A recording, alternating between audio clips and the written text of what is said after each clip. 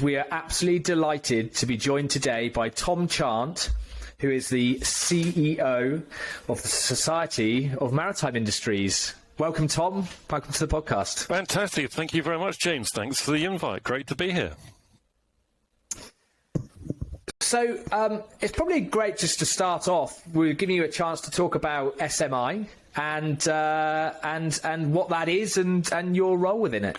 Brilliant. Yeah, thanks, James. So the Society of Maritime Industries, more commonly known as SMI, is the trade body for the maritime engineering and marine science and technology sector. So we cover 6 different sector groups as trade bodies tend to.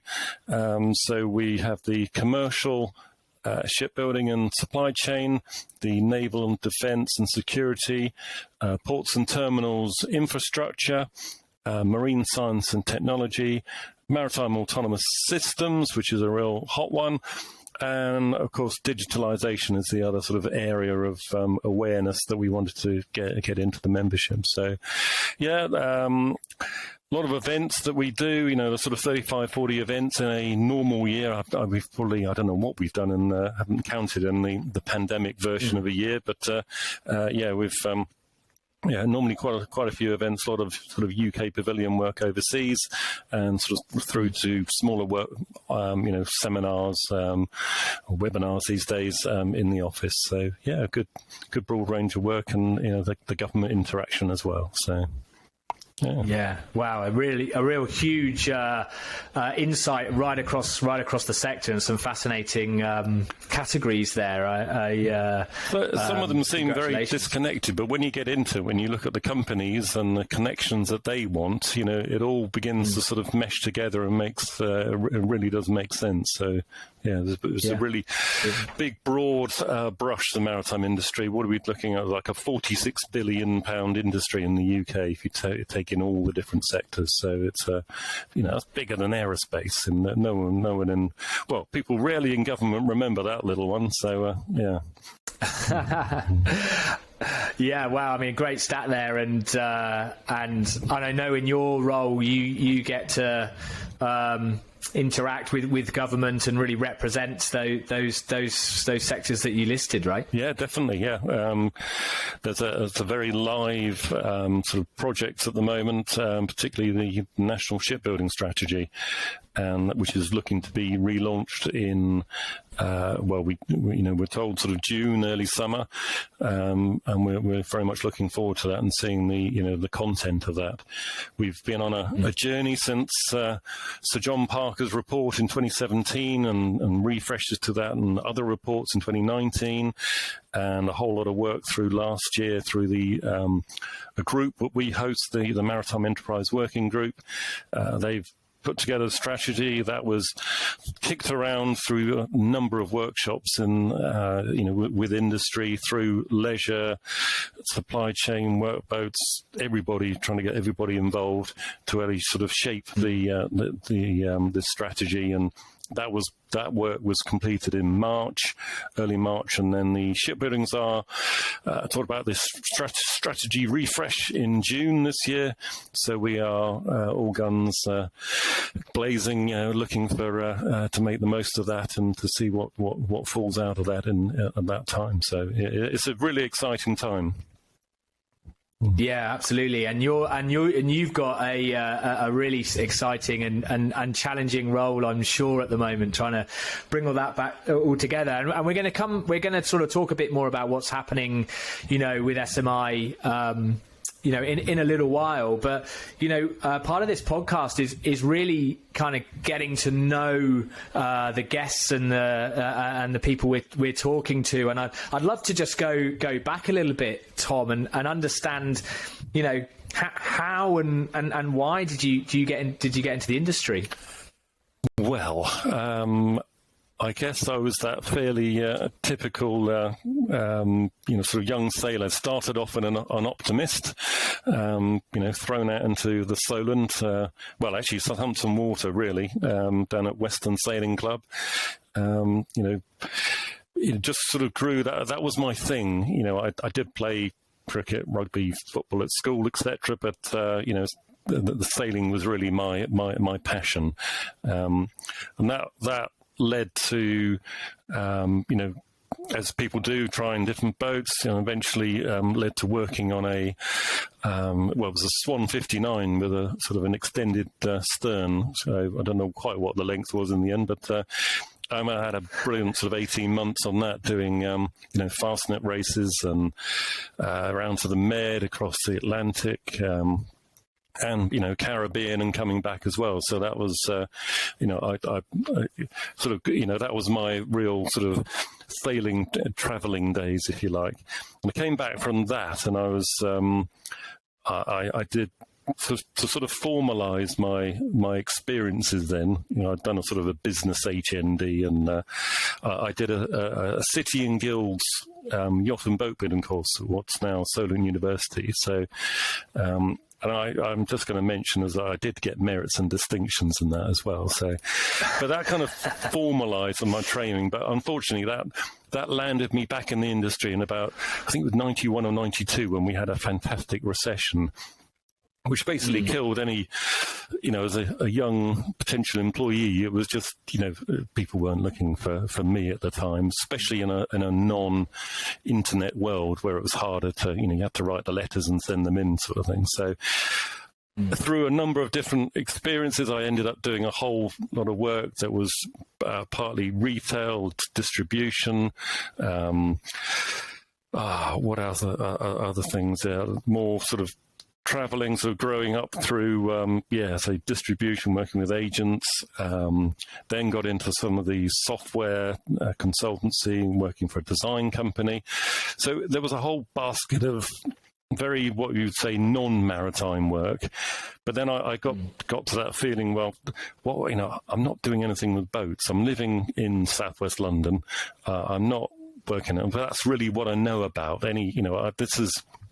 I know my port from my starboard and my bow from my stern. These are all just terminology I know. So when I saw the British Marine job come up, which is the International Development Manager role there, I went for that. And that kind of odd basket of experience I had around working with distributors and agents and, the international travel I'd had, all sort of added up to, being the right roles for there. So that was really going from being in the industry by dint of being a seafarer in a minor way, right the way back to, working for a trade body, and discovering that my odd career path had actually paid dividends at that point. So, yeah, so that's my journey. Yeah. Yeah. And I think, we met years ago when you were a British Marine, and since then, you've stayed in the industry, but moved away from the kind of trade association, trade representation, back into a bit more corporate life, but have come back into it, and I'm really, really interested to kind of hear about that journey as well. Well, I think, after you've been somewhere a number of years, you're looking for that new challenge, to continue your sort of learning and development. And I work for Ocean Air. I went to work for Ocean Air, which is now Dometic Blind Systems, and the idea is I wanted to go somewhere where the company regularly would win the Dame Award prizes at Mets, and also had a footprint of their business outside of marine and maritime, to give a solidity to you weren't totally dependent on this very sort of cyclical world of in leisure marine. So there weren't many companies, and an opportunity came up at Ocean Air, and having the so 2 and a bit years there working and getting to know what custom manufacturing is all about, which I'm still in awe of these people that do this. It's an incredible business, and the amount of work and effort and people and processes and materials. The whole thing is just an incredible machine, basically. So, great hats off to all those working away in Selsey at the moment. So. Yeah, it's difficult machine to all make work at the same time as well, isn't it? That's a real art, I think. Yeah. And then sort of, more bringing it a bit more into the present. Obviously, you joined SMI, but not initially as their CEO. Correct. Yeah, I was I came in to look after two of their councils, or like the sector groups, as they're sort of known, the Commercial Marine Group and the Marine Science and Technology Group. So two quite sort of different groups. So, and it was that sort of 9 years at British Marine which had brought the experience there. So, organising pavilions, doing missions, the experience with the Department of International Trade. Those are the bits that got me the job. I had to learn a lot on the job. I'm still learning now. I was only saying this to someone the other day, how in the leisure marine industry, you can pick up your copy of IBI News, and that is the industry. It's encapsulated. Yeah. There are other magazines available, but it's kind of like that's the one, isn't it? Whereas in this sector, there are there's ballast water systems, that are worth millions, that have their own publications, their own conferences, their own exhibitions. And that's just one element of it. So hugely different in scale. I think a fair few leisure companies get something like SMM in Hamburg every other year. That's sort of a good way if you can breach into that sort of workboat sector and slightly larger. That's a good avenue for those companies. And of course, you became the CEO of SMI in an incredibly difficult time. Yeah. What a time to last choose, summer, in the midst of it. Yeah. And, really, really interested to understand whether that was a sort of a succession role from the start, or was that something, I guess, that sort of happened very, very quickly. And, what were the challenges with kind of taking that position at that time last summer? Yeah, there was a good lead in. So my predecessor John, I worked with him. I can't remember when I got probably about May time when it was sort of announced, and then I had that nice sort of longer handover period with John to work through and understand, the mysteries of the corporate online banking and transferring names over for that kind of thing. So it's but all the time I think when I started, the COVID was probably going to be done at the end of the summer. That was probably, we'll have all had enough of it by then, kind of thing. We'd be back to normal. And, various shows had sort of postponed themselves from, the spring to September and October. So I was thinking Posidonia would be, all right, we'll be back on for that. No problem. But as we closed down, of course, we just had to, just work on those delays and reformat. Obviously, the budget looked slightly disastrous because of the exhibition, the event side of things had completely disappeared. So there was some large holes there. But had the support of the chairman and the board to sort of push through that. So. And in terms of, the team, we're always a small team anyway. We did manage to recruit one part of my replacement, but we did hold back on one who's I've only really sort of backfilling myself now, if you like, replacing myself properly, hopefully very soon. So, just a lot of hours. I think the weekend working was needed you had to do the day job, all those different meetings, all the virtual stuff where you'll become, you become sort of hyper available. But then you've actually got to do the work as well. Deliver the the minutes from meetings, or set the agenda for the next one, kind of thing. So yeah, it's been a very, very long year, interesting year. So yeah. Well, and what's the sort of the biggest?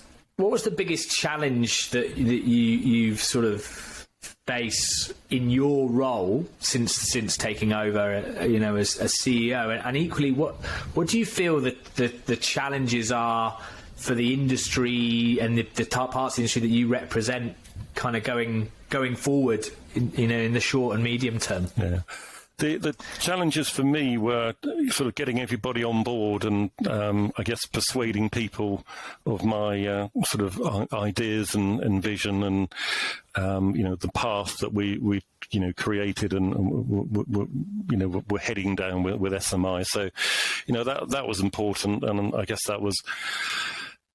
The seeds of that was sown in your typical second interview, doing some of the basics about your planning there, so your ideas. So it was, I think I learned to, there are some jobs you want to do, but you've just got to park them, you've got to, choose what you can get hold of and achieve, not start off too many threads. In terms of the wider industry, God, where do I start? It's fast tracked the digital world. Simple things like cybersecurity. For us, just working at home became like that. Something like graduate level cyber attacks went up about 3,000% or something. So, and as we've seen, I think we see regular attacks on businesses. So, as we've all been forced online, it's forced us to just be aware of that. And we did we got some training from Templar executives on that. So just a basic awareness course how to do it. And so that's digitalization, just one aspect of it. And decarbonisation is where do we start with that? That's, the industry's, got to nail that one. And there's vast opportunities for companies that, win part of that business, basically. So there's, I think I can quote figures like 3 trillion or something. It doesn't matter. There's get any percentage and deliver solutions that work in that sector, whether it's leisure, the workboat, or the sort of blue ocean voyages. We all need to find those solutions to that. It's not just the IMO; it's the general public expected as well. So that there'll probably be a quicker measure of our success in this than the International Maritime Organization probably. So they're the ultimate legislators, but. I think we've got to find some answers quicker and sooner, and a huge opportunity for UK businesses of all sizes and all these sectors. So, and what would you say the role with SMI is in that, in supporting with those challenges and these sort of future opportunities?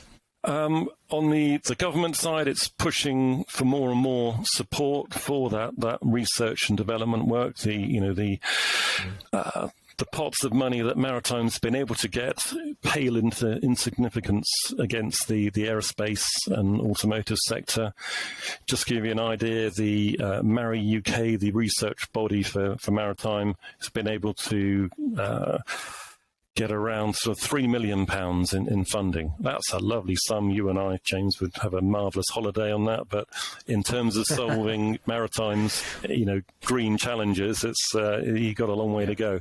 And the aerospace industry, they're into the hundreds of millions basically. So, there's a disparity there, and that's partly Maritime's fault for not getting its act together. And Maritime UK has been very integral to pulling together the different sides of maritime and actually getting a really a much better, for example, for the last comprehensive spending review last year, sort of September time, that was the first time Maritime have had a sort of a combined bid together. So we are already looking at, this year, the potential and opportunities and what to pull together for this year.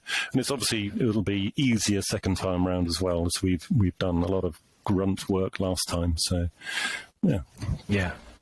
I think it's great. It's really great to know that in the background, we all get very, very kind of head down and focused on the day to day in our businesses. And I think it's brilliant to know that we've got, people like yourselves in the background really sort of lobbying to represent and helping with the funding. Yep. and helping with the access to that. And you're right, there's a huge amount of opportunity coming, and it does feel that the government do have much more of a focus on maritime in this country, with the kind of the announcements of the support around shipbuilding and free ports, and all of that sort of stuff. Yep. I think there's a lot of exciting stuff happening, and maybe this is the beginning of the imbalance sort of shifting a little bit, a bit more towards maritime. Yeah, no, it just, so many times you hear the phrase "Britain is an island nation," relying on its maritime heritage, etc., and 95% of our goods come in by sea, and it's like, well, how do you think that happens? What's no surprise. So let's use that advantage we have. Let's make the most of all these turbines going up in the North Sea. There's a huge opportunity there for UK businesses to, support that and to benefit from it. It's not just the land, the shoreside jobs, but when you're looking at sort of hundreds of crew transfer vessels and these service-orientated vessels, the SOVs that are out there, they need to be built. They need seafarers. They need servicing.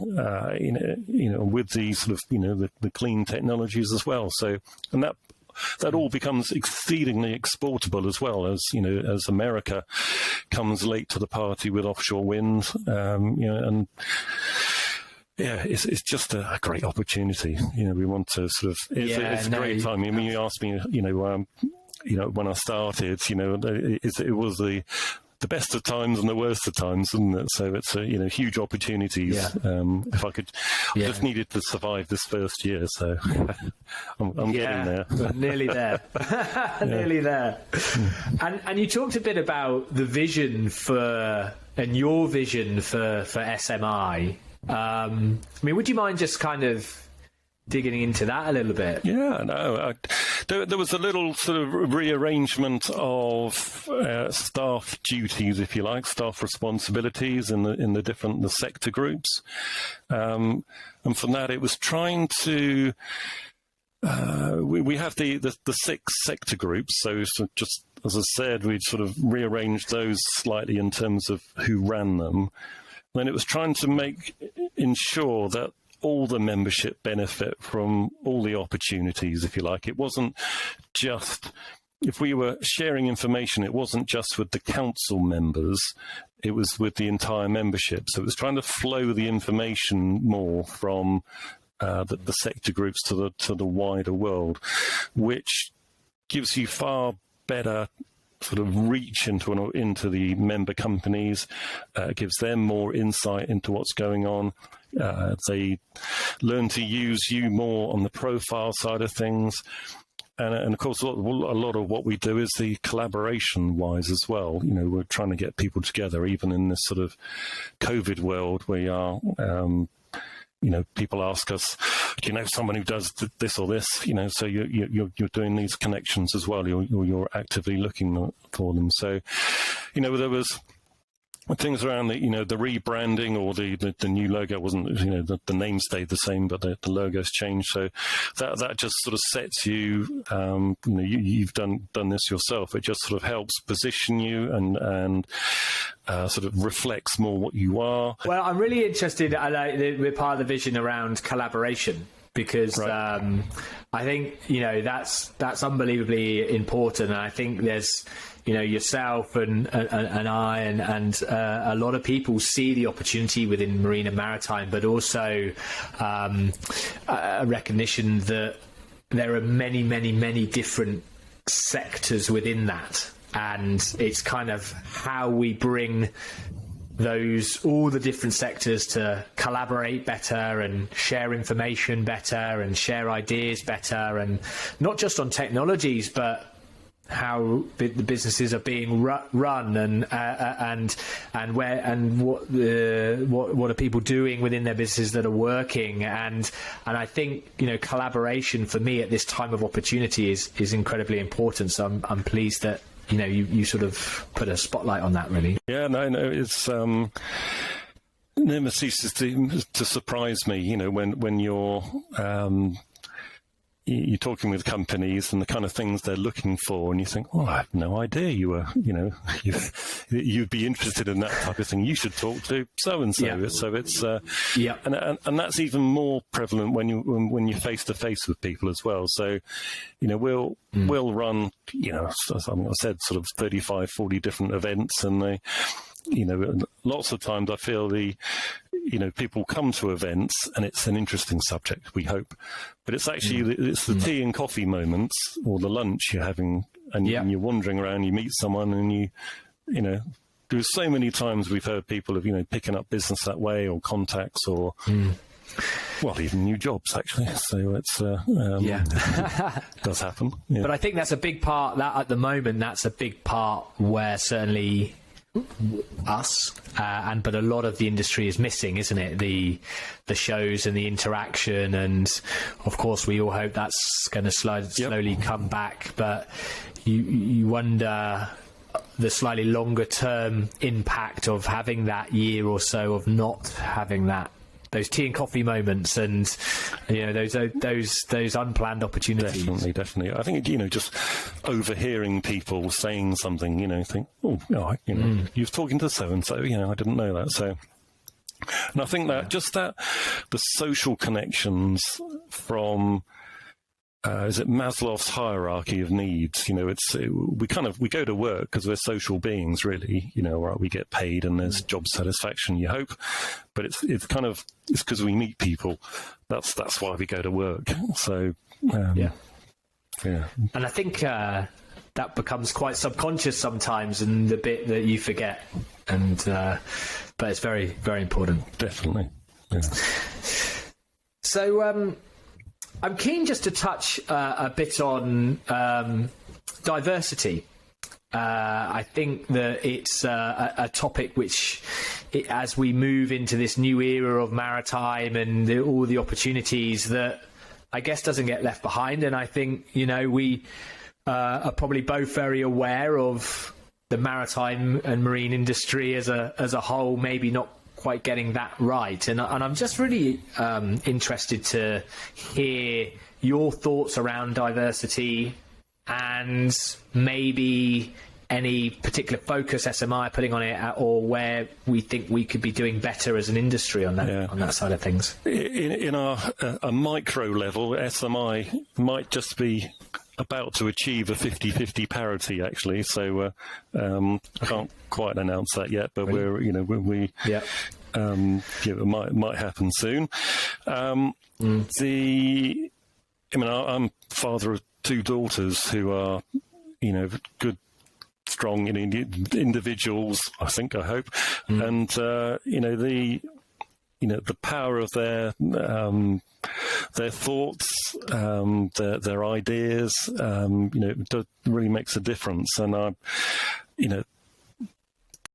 when people wake up to the fact that different people, different views, different ideas, that's what the UK really should be doing. We're a science superpower because we are. We have great ideas, and we develop them. So, I'm for diversity, definitely. It's just great for you as a human being, for an organisation, Yeah, because unless if we keep doing the same as we did last time, then that's it. We're done. We're out of there. But if we keep changing, developing, having this sort of fresh approach the whole time, and diversity can really help with that, I think. So, in terms of the wider programs. Maritime UK has been very good with this. Anyone who wants to do, have a look at this. Maritime UK has good links on their website. Chrissy Clark does a brilliant program there through diversity, the LGBT genders, and mental health recently, of course. So there's different groups there, different help, different support. So it's not like they have all the answers, but it's being discussed. It's being pushed, and of course, it's not going to be. It's not fixed in 1 year, is it? But it's we are aware of it. But it would be good to see more diversity in within the industry. In our councils and our own board, there's work to do, definitely. But these companies themselves are aware; they are working on the same thing. So it's for us to keep just pushing at that. And when we're looking at new board members, just to sort of remind people that there was a comment at one of our board meetings about everyone around the table being. Stale, pale, and I can't remember the final phrase, but it was not entirely complimentary. So work to do. Yeah. And you see within your members though a much more of a conscious awareness that actually things have to kind of change and maybe starting to come round to addressing it a bit more. Yeah, definitely. They it's there. It's on the table. There are sort of the larger companies, exceedingly aware. As you get smaller and smaller, it gets, I guess, more difficult to proportion that. But it's just there now. It's a great opportunity. Yeah. So. Yeah, great. Okay. And then equally, obviously, within your membership, you mentioned before, you've got you obviously you cover the maritime, but the STEM side as well. A lot of your membership are, science, technology, engineering type businesses, and equally, the diversity topic is important from that side as well as in the maritime in general. Yeah. So it's good to hear that there's some good awareness. Yeah, definitely. So yeah, I mean, look, we've sort of talked through, the career path and what's happening at SMI and really the vision for the future. And it would be great just to take a minute just to find out a bit more about Tom Chant, the man himself, and right. something we like to do is get you off the topic of work in the industry and talk about you a little bit. And we love to kind of wrap this up with asking you to just break down your perfect weekend, Tom. Oh, well, that's. Pandemic or non-pandemic? So, well, we'll go with the perfect one. So, I'll leave it up to you. There'd be some sport in there. A bit of a dodgy knee, so probably a good bike ride with my daughter or something like that with my daughters would be a lovely thing to do. Up into the Surrey Hills or something that would leave me looking for a solid lunch, of course. After that, maybe looking forward to a night out at the pub with the missus, that kind of thing. So I'm quite sort of outdoorsy, so I'd probably a good walk in I've lived next to Bushy Park, Richmond Park or something, so it's opportunities there. So, yeah, fine food and fine dining, not far from that. So, family time. Relatively simple. It could be, catching up with a... So pretty active as opposed to lying around taking a break. Not to say I haven't nailed a few box sets in the last year. I think Schitt's Creek was one of my favourites. So just to finish off the night with a bit of that would work. So, Perfect. Yeah. Perfect. Yeah. Okay, good stuff. And just a bit of a quick fire round, just to keep the sort of the more light-hearted side of the podcast going here. So, builder's tea or flat white? Green tea or a black Americano. Okay. Camping or glamping? Camping, yeah. Water sports holiday or lying on the beach? Oh, water sports holiday, definitely, yeah. You mentioned box sets. Amazon Prime or Netflix? Well, you need to add to that, of course, your Now TV subscription and Apple TV as well, so to get the choices. So, yeah. And Disney Plus, it's a minefield, isn't it? Got to get them all. Yeah. Monaco or Fort Lauderdale? Do you know, I have a real soft spot for Monaco, actually. It was some really, I think I did 8 shows there. Fort Lauderdale, great time, but too many memories of hurricanes whistling through and, standing in water, turning off electrical boxes. So, yeah. Final one, road bike or mountain bike? Yeah, road bike for me. I'd love to buy a mountain bike, but it's a road bike at the moment. Yeah. So. Yeah.